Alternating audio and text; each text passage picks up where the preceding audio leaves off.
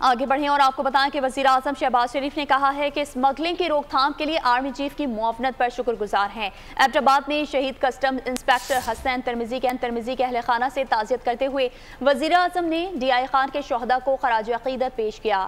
وزیر اعظم نے کہا کہ اسمگلنگ کا خاتمہ کیے بغیر معیشت مستحکم نہیں ہو سکتی۔ اسمگلنگ کے خاتمے کے لیے اربوں ڈالر بچائیں گے۔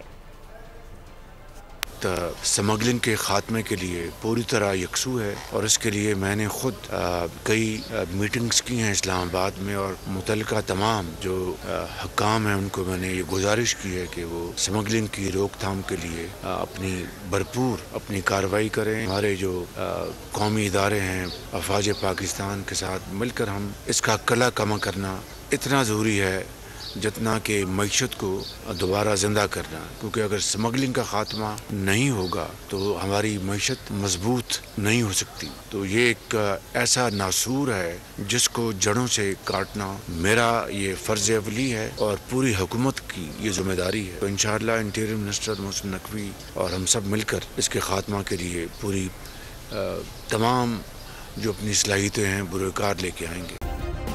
سبسکرائب کریں اور بیل دبائیں تاکہ کوئی خبر رہ نہ جائے۔